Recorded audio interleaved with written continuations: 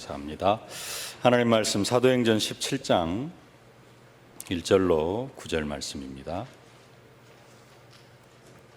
함께 봉독하겠습니다.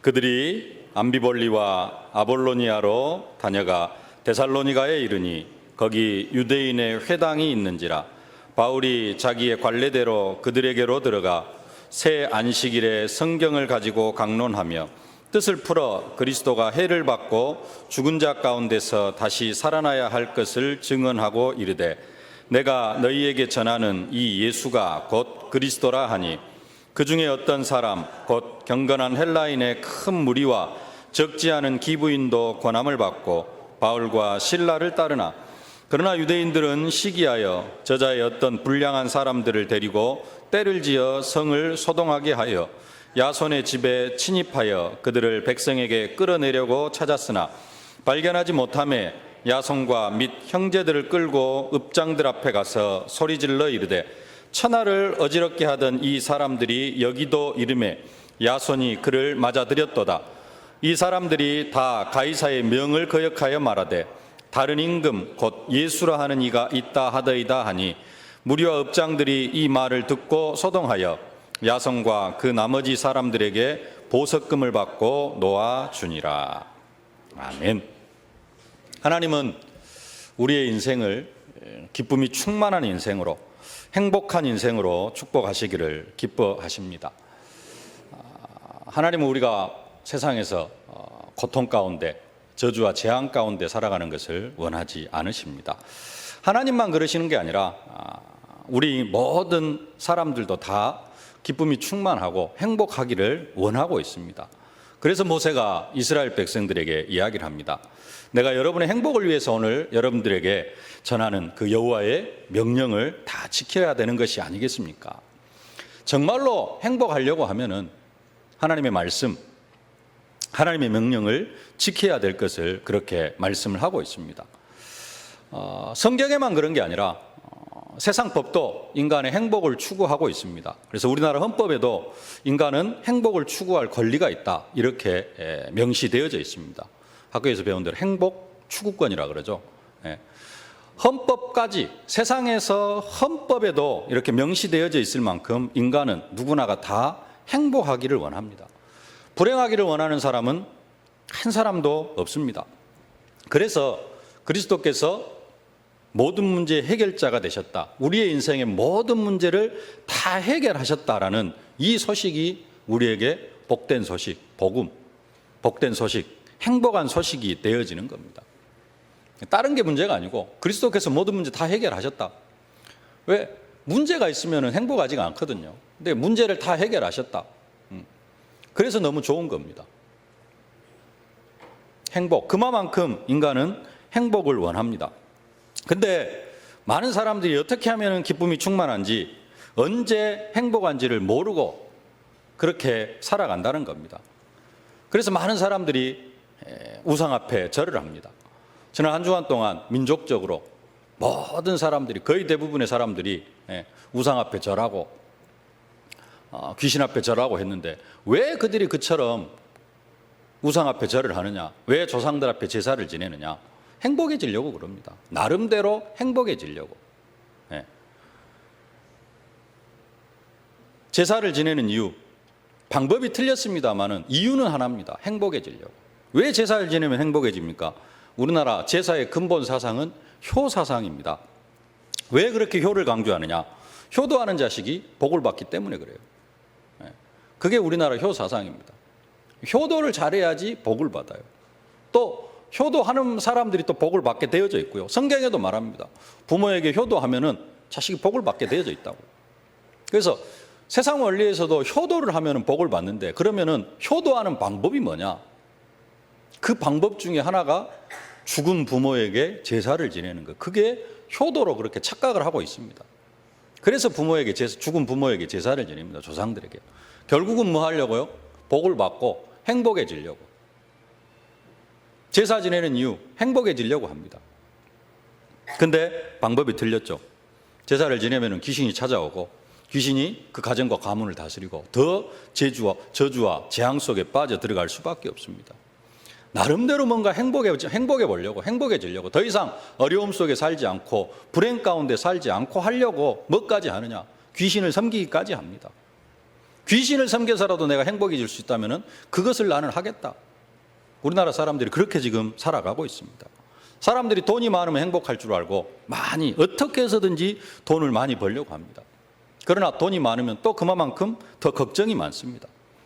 사람들은 행복을 가져다 주지는 못하는 것에서 행복을 찾으려고 하고 있고 절대로 기쁨을 가져다 주지는 못하는 것에서 기쁨을 찾으려고 합니다. 그래서 사람들이 그렇게 고생을 많이 합니다. 지난 한 주간 우리가 복음의 가문을 만들자는 약속을 받고 우리의 가정과 가문이 복음의 가문이 되기를 위해서 많이 기도했습니다. 그리고 현장에서 그리스도의 사랑을 나눠주고 그런 한 주간을 보냈습니다. 왜 그러면 또 그렇게 우리는 복음의 가문을 만들려고 하느냐? 복음의 가문을 만들지 않으면 우리 가정이 주신 말씀처럼 귀신 섬기는 가정이 되어지고 귀신 섬기는 가정과 가문이 되어져 가지고 저주와 재앙이 내려가기 때문에 그렇습니다. 하나님은 가정을 통해서 하나님의 영광을 드러내고 생육하고 번성하는 가정, 땅을 정복하는 가정, 하나님의 뜻을 이루어드리는 그런 가정으로 만드셨습니다. 그런데 죄가 들어오고 그 뒤로 우리의 가정이 귀신을 섬기는 가정으로 변해버렸습니다. 그래서 저주와 재앙이 내려오고 더 이상 저주와 재앙이 내려오는 가정을 만들지 말자. 저주와 재앙이 내려오면 우리 가정이 불행해질 수밖에 없습니다.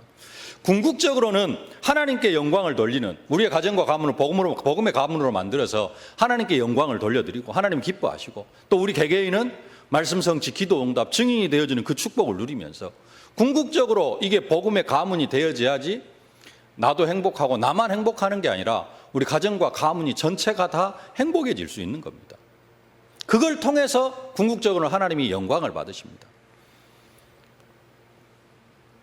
복음의 가문을 만들자, 복음의 명문가를 만들자. 복음의 명문가를 만들어야지 결국은 저와 여러분들이 행복해집니다. 진짜 행복해져요. 또 하나님의 영광을 받으시니까 그걸로 더 행복해지고. 일부 예배를 통해서는 왜 우리가 어려움을 당하는가? 4가지 이유를 살펴봤습니다. 행복해야 되는 우리가 왜 어려움을 당하냐 이겁니다. 정말로 하나님께서는 우리를 행복한 존재로 창조하셨는데 왜 어려움을 당하는가? 그래서 어려움을 당하는 이유를 살펴봤습니다. 많은 사람들이 어려움을 당하는 이유, 어려움이 찾아오는 이유를 몰라가지고 어려움이 찾아오면 방황하고 갈등하다가 어떤 사람은 신앙생활 하는데 계속해서 어려움이 찾아오니까 신앙생활도 포기해버리고 불신자들은 어려움이 찾아오면 인생을 포기해버리는 그래서 자살하는 이런 사람도 생겨나고요. 어려움이 찾아오는 이유를 모르니까 그렇습니다. 어려움이 찾아오는 이유를 제대로 안다면 우상숭배 때문에 귀신을 섬기는 것 때문에 어려움이 찾아온다. 이걸 제대로 알면은 우상숭배를 안 하고 하나님께로 나올 수 있을 텐데 그냥 맹목적으로 믿습니다. 우상숭배, 조상숭배를 제대로 하면은 그걸 효라고 믿고 제대로 하면은 내가 행복해질 수 있다. 이 신념이 너무 확고하기 때문에 우상숭배를 해요. 그러면서 어려움이 찾아오는 이유를 알지 못합니다. 우상숭배 때문에 어려움이 찾아온다. 그럼 우상숭배 안 해야죠. 우상숭배 안 하려고 영적 싸움을 싸워야죠. 하나님이 우리에게 연단시키는 그런 하나의 과정으로 어려움이 찾아온다. 그러면 그 연단을 감사함으로 받으면 됩니다. 내가 성령인도 받지 못해서 나에게 어려움이 찾아온다. 그때는 진짜 하나님의 계획이 뭔가?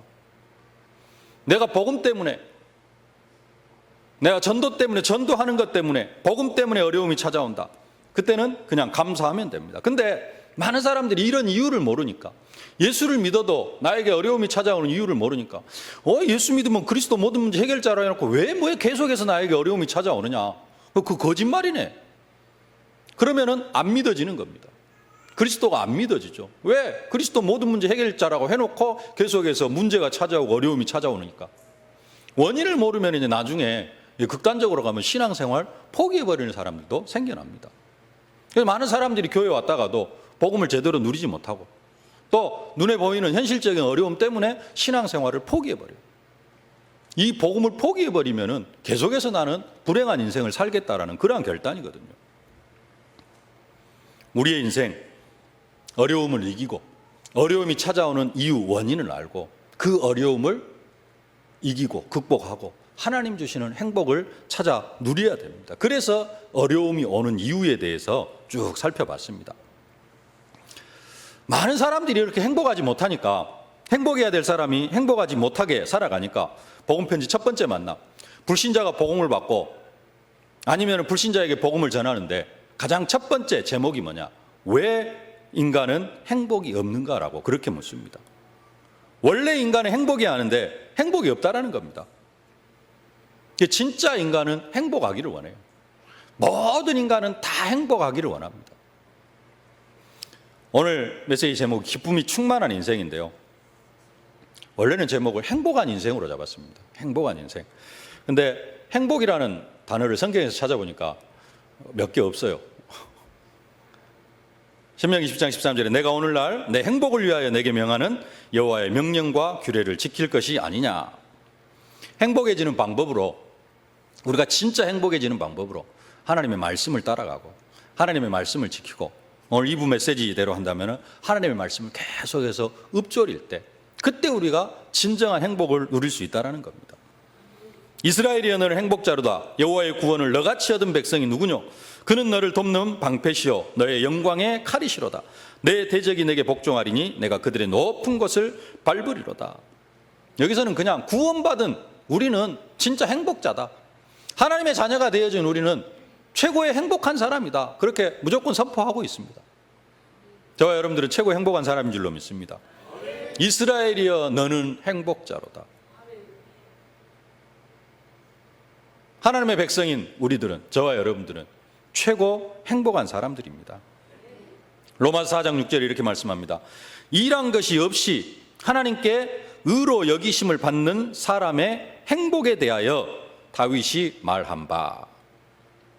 일한 것이 없이 하나님께 의로 여기심을 받은 사람의 행복에 대하여, 내 행위와 전혀 무관하게 그냥 하나님께서 우리를 의롭다 칭해 주셨다는 겁니다. 칭의. 내가 뭔가를 하나님 앞에 뭔가를 막 하고, 열심히 신앙생활을 하고, 내가 열심히 하나님 앞에 회개하고, 열심히 하나님 앞에 헌신하고, 그러니까 하나님께서 우리를 의롭다라고 칭해 주신 게 아니라, 일한 것이 없이, 우리가 아무것도 한 것이 없는데 하나님께서 우리를 의롭다 칭해 주셨다는 겁니다. 그 사람의 행복에 대해서 다윗이 말한 바, 그런즉 이 행복이 할례자에게뇨 혹 무할례자에게도뇨 대저 우리가 말하기를 아브라함에게는 그 믿음을 의로 여기셨다 하노라. 그냥 믿으면은, 예수님이 나의 죄 때문에 십자가에 못 박혀 죽으시고 부활하심으로 내가 하나님의 자녀가 되어졌다, 이걸 믿으면은 그것을 우리의 의로 여기셨다. 이것이 우리의 최고의 행복이다라는 겁니다. 그래서 사실은 행복에 대해서 이야기를 하려고 했는데, 행복이라는 단어가 좀 몇 개 나와 있지 않아서 제목을 살짝 바꿨습니다. 기쁨이 충만한 인생. 기쁨이 충만하면 행복하잖아요. 기쁨이 충만한 인생. 그러면 언제 우리가 기쁨이 충만한 인생, 행복한 인생이 되어지는가? 헛된 것들, 행복을 가져다 줄 수도 없는 것들을 붙잡고 행복을 찾으려고 하지 말고, 정말로 오늘 말씀을 언약으로 붙잡고 참된 행복을 누리는, 기쁨이 충만한 인생의 축복을 누리는 여러분들이 되어지실 수 있기를 주님의 이름으로 축복합니다. 언제 기쁨이 충만한 인생, 언제 우리의 인생이 행복한 인생이 되어지는가? 첫 번째로, 다른 때가 아니고 임마누엘을 누릴 때입니다. 임마누엘을 누릴 때, 성령 충만할 때, 그때 우리의 인생이 행복해집니다. 돈이 많아서 행복해지는 게 아니고, 뭔가 일이 잘 되어져 가지고 행복해지는 게 아니고, 우리가 진짜 행복할 때는 언제냐? 임마누엘을 누릴 때, 하나님이 나와 함께 하심을 누릴 때. 그냥 함께 하시는 게 아니라 성령 충만함으로 내 안에 하나님이 모든 것이 되어지고 그리스도가 모든 것이 되어질 때, 그때 우리의 인생이 참된 행복, 참된 기쁨을 누리게 되어진다는 겁니다. 다윗이 시편에서 고백합니다. 주께서 생명의 길로 내게 보이시리니 주 앞에는 기쁨이 충만하고, 주 앞에는 기쁨이 충만하고 주의 우편에는 영원한 즐거움이 있나이다. 이는 내 영혼을 음부에 버리지 아니하시며 주의 거룩한 자로 썩지 않게 하실 것이미로다. 다윗은 그리스도 안에 생명의 길, 그리스도께서 생명의 길을 보여주셨다. 그래서 주 앞에는 참된 기쁨이 있다라고 그렇게 고백을 하고 있습니다. 생명의 길이 뭐냐? 궁극적 구원, 부활이 있음을 내다보고 기뻐하는 것입니다. 주 앞에는 기쁨이 충만하고 주님과 함께하는 그 축복을 누릴 때 우리는 참된 기쁨, 참된 행복을 누리게 되어져 있습니다. 그래서 우리는 기쁨을 다른 데서 찾는 게 아니라 주님과 함께하는 여기에서 우리의 참된 기쁨, 참된 행복을 찾을 수 있어야 됩니다. 세례 요한이 예수님을 만나고 이렇게 고백을 합니다. 신부를 취하는 자는 신랑이나 그러나 서서 신랑의 음성을 듣는 친구가 크게 기뻐하나니 나는 이러한 기쁨으로 충만하였노라. 신부를 차지하는 사람은 신랑이라는 겁니다. 근데 신랑의 친구는 신랑이 오는 소리를 들으려고 서 있다가 신랑의 음성을 들으면 기뻐한다는 겁니다. 사도 세례 요한은 이 기쁨으로 충만했다는 겁니다. 자기를 뭘로 표현하느냐? 신랑의 친구로 표현하고 있어요. 신랑의 친구로. 그리고 예수님을 신랑으로 그렇게 표현을 합니다. 그래서 신랑의 친구는 신랑이 오는 소리를 듣고 크게 기뻐한다라고 그렇게 이야기를 합니다. 왜 지금 세례 요한은 자기 자신을 신랑의 친구라고 이야기를 하느냐? 구약 성경에도 이야기하셨듯이 세례 요한은 예수 그리스도의 오실 길을 예비하는 사람입니다. 그래서 세례 요한은 자기를 신부라 그렇게 표현하지 않고 신랑의 친구라. 나는 예수 그리스도 오실 길을 예비하고 예수 그리스도 오심을 선포하는 그런 사람인데 지금 누가 왔어요? 예수님이 오셨어.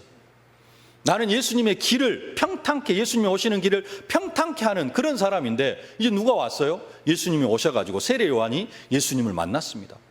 그러니까 신랑의 친구는 신랑의 목소리를 들으면 기뻐하는데 나는 이런 기쁨으로 충만하다라는 겁니다. 세례 요한은 예수님을 보고 기쁨이 충만했습니다. 그러면 우리는 어떤 기쁨인가? 우리는 신부가 신랑을 맞이하는 것 같은 그러한 기쁨. 우리가 예수님이 나와 함께 하신다 했을 때 신부가 신랑을 맞이하는 것 같은 그런 기쁨으로 충만해야 된다는 겁니다. 육신적으로 우리가 세상을 살아가면서 가장 행복할 때, 인생에 있어서 평생을 살면서 가장 행복한 때 세 가지를 들으라고 하면은 첫 번째로 결혼할 때, 두 번째로 자식을 낳을 때, 세 번째로 손자를 볼 때. 안 그렇습니까? 누구는 자식 볼 때보다 손자 볼 때가 더 행복하다 그러시더라고요. 제가 그냥 정리를 해봤습니다. 언제 인간이 가장 행복하냐? 결혼할 때. 최고 인생에 있어서 행복하고 소중한 순간이잖아요. 살아가다 보면 후회할 날도 많이 있고 그럽니다만 그래도 결혼할 때는 가장 행복합니다. 그리고 새 생명, 자식을 얻었을 때. 어른들의 이야기를 들어서 손자 볼 때는 자식 볼 때보다 더 행복하다 그래서. 근데 이게 다 뭐하고 연관이 있냐면은 한 생명과 연관이 있어요. 생명을 다 얻는 이런 부분들. 맞지 않나? 근데 우리가 예수님을 만나고 임마누엘을 누릴 때, 하나님이 나와 성령으로 함께 하시는 것을 누릴 때, 이때 우리는 신부가 신랑을 맞이하는 것 같은 그런 행복이 있어야 된다는 겁니다. 다른 것으로 행복해서는 안 됩니다. 언제 가장 행복해야 돼요? 임마누엘을 누릴 때. 또 예수님께서 이렇게 말씀합니다. 내가 진실로 진실로 너희에게 이르노니 너희는 곡하고 애통하겠으나 세상은 기뻐하리라. 너희는 근심하겠으나 너희 근심이 도리어 기쁨이 되리라. 여자가 해산하게 되면 그 때가 이르렀으므로 근심하나 아이를 낳으면 세상에 사람 난 기쁨을 인하여 그 고통을 다시 기억지 아니하느니라. 예수님이 지금 십자가를 앞에 두고 제자들에게 하시는 말씀입니다. 너희들이 내가 죽는 것을 인하여 곡하고 애통하겠지만은 그러나 그때 세상은 기뻐할 것이다. 너희는 근심하겠지만은 그러나 그 근심이 변화해서 기쁨이 되어질 것이라는 겁니다. 지금 예수님이 십자가에 못 박혀 죽으면은 너희들은 곡하고 슬퍼하고 많이 애통이 할 것이다. 그러나 그게 근심으로 끝나는 게 아니라 다시 그것이 기쁨이 될 것이다. 여자가 아이를 낳으려고 하면은 얼마나 고통스럽고 얼마나 힘들겠느냐. 그래서 근심하겠지만은 아이를 낳으면은 그 모든 고통을 싹 잊고 아이를 낳는 그 행복으로 인해서, 그 기쁨으로 인해서 모든 것을 다 잊게 되어질 것이다. 애를 낳으면은 뭐 여자들 중에 한 30%는 산후 우울증에 시달린다고 하는데, 그런 게 아니고 예수님이 십자가의 죽으심으로 우리가 애통할 수 있지만 예수님이 다시 부활하시고 성령으로 함께 하시면은 그 고통은 다시 기억하지 아니할 것이다. 예수님이 오순절 성령 충만함으로 마가다락방에 충만하게 임하시면은 예수님 십자가에 못 박혀 죽으실 때 당했던 그런 슬픔, 그런 고통은 다 사라지게 되어질 것이다. 뭐 하지 말아라, 염려하지 말아라. 그리고 그 성령 충만함, 그 기쁨으로 충만해야 될 것을 그렇게 말씀하고 있습니다. 요한복음 17장 13절에도 그렇게 말씀합니다. 지금 내가 아버지께로 가오니 내가 세상에서 이 말을 하옵는 것은 저희로 내 기쁨을 저희 안에 충만히 가지게 하려 함이니이다. 예수님께서 십자가를 앞에 두고 하나님 앞에서 기도하는 내용입니다.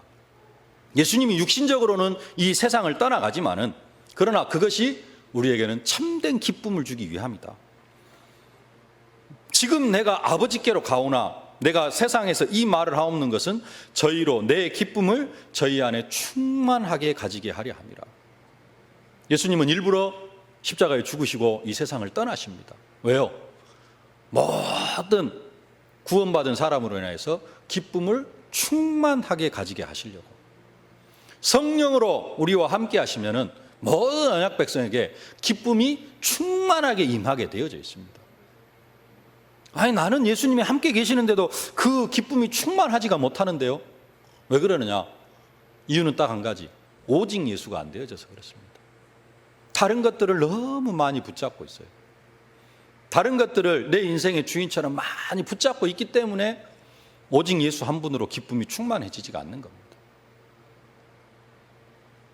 진짜 오직 예수가 되어지면은 우리는 오늘 말씀처럼 기쁨이 충만한 인생이 되어질 줄로 믿습니다. 오직 예수가 되어지면은 다른 것 아무것도 없이 이 시간, 이 자리에 하나님 앞에 예배하는 이 시간이 내 인생에 있어서 가장 기쁨이 충만한 그러한 시간이 되어질 줄로 믿습니다. 성경은 우리가 기쁨이 충만한 상태가 다른 때를 말하지 않습니다. 주 앞에 있을 때, 주님을 만날 때, 성령으로 함께 하심을 누릴 때 우리의 기쁨이 충만한 상태가 되어진다라고 그렇게 말씀하고 있습니다. 다른 것으로 기쁨이 충만한 인생을 만드는 것이 아니라 임마누엘로 성령 충만함으로 기쁨이 충만한 인생이 되어지실 수 있기를 주님의 이름으로 축복합니다. 두 번째로, 우리는 언제 기쁨이 충만한 인생, 행복한 인생이 되어지느냐? 다른 때가 아니고 성경은 기도 응답 받을 때다 그렇게 말씀합니다. 요한복음 16장 24절에 이렇게 말씀합니다. 지금까지는 너희가 내 이름으로 아무것도 구하지 아니하였으나 구하라, 그리하면 받으리니 너희 기쁨이 충만하리라. 구하라, 그리하면 받으리니 너희 기쁨이 충만하리라. 기도하면 응답 주시겠다는 약속입니다. 네, 다른 때 기쁜 것이 아니라 기도 응답 받을 때 우리의 기쁨이 충만하다고 그렇게 말씀합니다. 진짜 행복을 원하신다면요, 내가 진짜 행복하기를 원한다, 내 인생에 진짜 기쁨이 충만하기를 원한다, 그런 분들은 다른 거 하려고 하지 마시고 정말로 기도하실 수 있기를 바랍니다. 나는 기도를 안 한다 그러면은 나는 기쁨이 충만한 인생, 행복한 인생을 살기를 포기한 사람이다라고 그렇게 생각하시면 됩니다. 나는 요즘 기도가 잘 안 되어진다, 나는 기도를 별로 하기가 싫다 그러면 나는 행복한 인생은 포기했다, 나는 그냥 예수를 믿으면서도 어려운 인생, 고달픈 인생을 살아가야 되겠구나 라고 그렇게 작정한 사람입니다. 구하라, 그리하면 받으리니 너희 기쁨이 충만하리라. 요한복음 15장 8절로 11절에 이렇게 말씀합니다. 너희가 내 안에 거하고 내 말이 너희 안에 거하면 무엇이든지 원하는 대로 구하라, 그리하면 이루리라. 너희가 과실을 많이 맺으면 내 아버지께서 영광을 받으실 것이요 너희가 내 제자가 되리라. 아버지께서 나를 사랑하신 것 같이 나도 너희를 사랑하였으니 나의 사랑 안에 거하라. 내가 아버지의 계명을 지켜 그의 사랑 안에 거하는 것 같이 너희도 내 계명을 지키면 내 사랑 안에 거하리라. 내가 이것을 너희에게 이름은 내 기쁨이 너희 안에 있어 너희 기쁨을 충만하게 하려 함이니라. 무엇이든지 원하는 대로 구하면 다 받으리라. 이루어질 것이다. 그래서 그 응답을 받으면은 예수님의 기쁨이 우리의 안에 있어가지고 우리의 기쁨이 충만해질 것을 말씀하고 있습니다. 이것을 너희에게 이름은 너희 기쁨이 내 안에 있어 너희 기쁨을 충만하게 하려 함이니라. 내 말이 너희 안에 거하고 너희가 내 안에 거하면 무엇이든지 원하는 대로 구하라. 그래서 응답받으면은 예수님의 기쁨이 내 안에 있어가지고 우리의 기쁨을 충만하게 하실 것이라 약속하고 계십니다. 다른 때 기쁨이 충만한 게 아니고 기도 응답받을 때, 그때 우리의 인생이 기쁨이 충만한 인생이 되어질 것을 약속하고 계십니다. 기도에서 응답받는 여러분들이 되어지실 수 있기를 주님의 이름으로 축복합니다. 응답받고 기쁨이 충만한 인생, 행복한 인생 되어지실 수 있기를 주님의 이름으로 축복합니다. 근데 기도하는데 뭘 기도하느냐? 방금 요한복음 15장 9절에 이렇게 말씀합니다.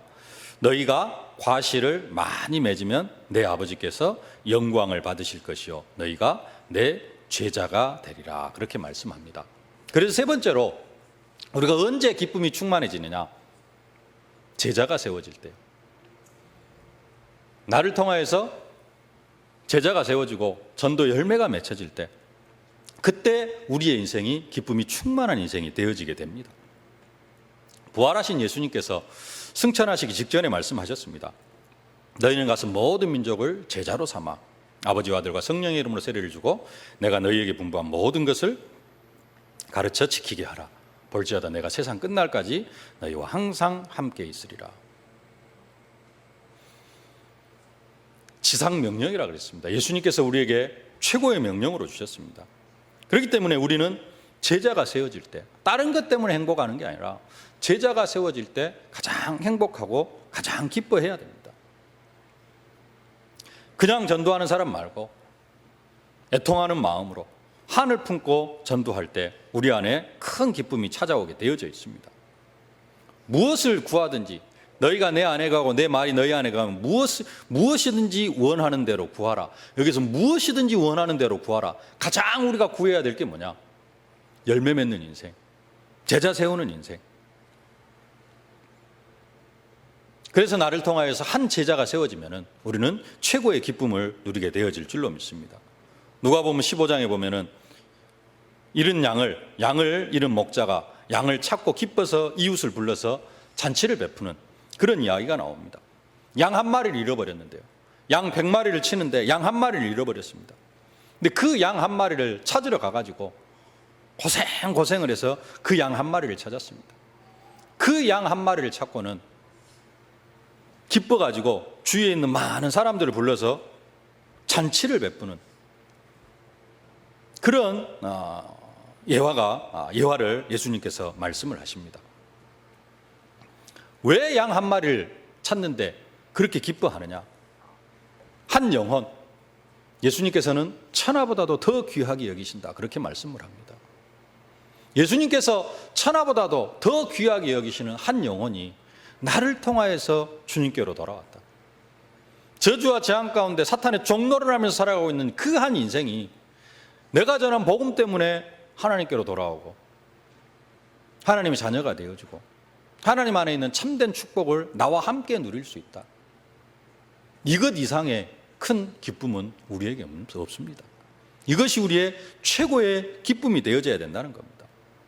너희 중에 어느 사람이 양 100마리가 있는데 그 중에 하나를 잃으면 99마리를 들에 두고 그 잃은 것을 찾도록 찾아다니지 아니하느냐.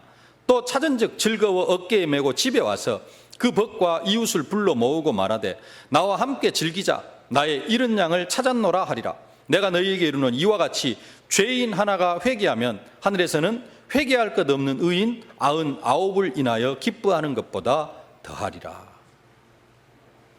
한 영혼이,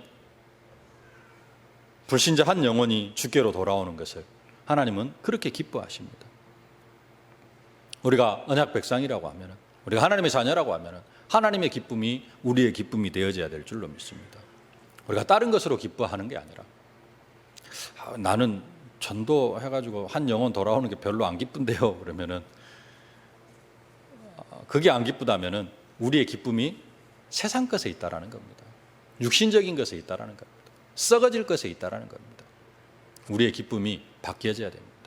뭘로 바뀌어지느냐?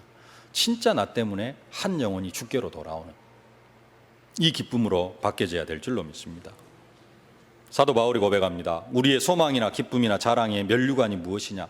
그의 강림하실 때 우리 주 예수 앞에 너희가 아니냐? 너희는 우리의 영광이요 기쁨이니라. 사도 바울은 다른 것이 기쁨이 아니라 사도 바울을 통해서 복음을 받은 데살로니가 교회에 편지하고 있는 내용인데, 데살로니가 교회 성도들, 너희들이 나의 가장 큰 기쁨이고 면류관이다라고 그렇게 고백하고 있습니다. 그러므로 나의 사랑하고 사모하는 형제들, 나의 기쁨이요 면류관인 사랑하는 자들아, 이와 같이 주 안에 살아. 빌립보 교회 성도들에게 편지하면서 그 빌립보 교회 성도들이 사도 바울의 면류관이요 기쁨이라 그렇게 말씀을 하고 있습니다. 정말로 복음을 전하다 보면은 전도가 안 되어지고 핍박을 받을 때도 있습니다. 그래도 행복합니다. 이에 유대인들이 경건한 귀부인들과 그 성내 유력한 자들을 선동하여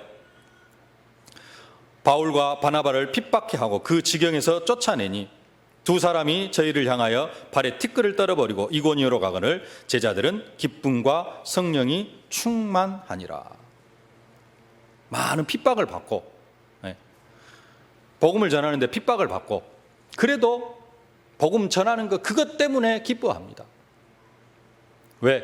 결국은 핍박을 받지만 또 다른 성에 가면은 한 영혼, 한 제자가 세워질 것, 그러한 기대가 있고 소망이 있기 때문에.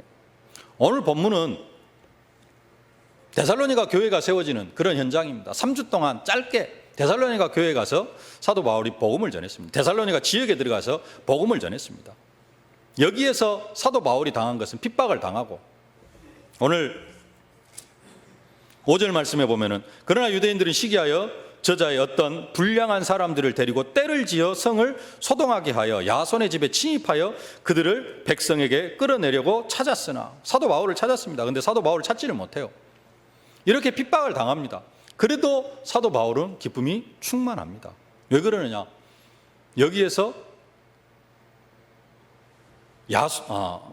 야손이 세워지기 때문에 그렇습니다. 데살로니가 교회가 세워지기 때문에 그렇습니다. 4절에 보면은 그 중에 어떤 사람 곧 경건한 헬라인의 큰 무리와 적지 않은 귀부인도 권함을 받고 바울과 실라를 따르나. 짧은 3주간 그래서 핍박을 받고 불량배들이 동원되어지고, 그래서 복음도 오래 전하지 못하고 쫓겨가는 그러한 신세가 되어지지만은, 그래도 짧은 시간 현장에서 제자들이 세워지고 야손이라는 제자가 세워지고,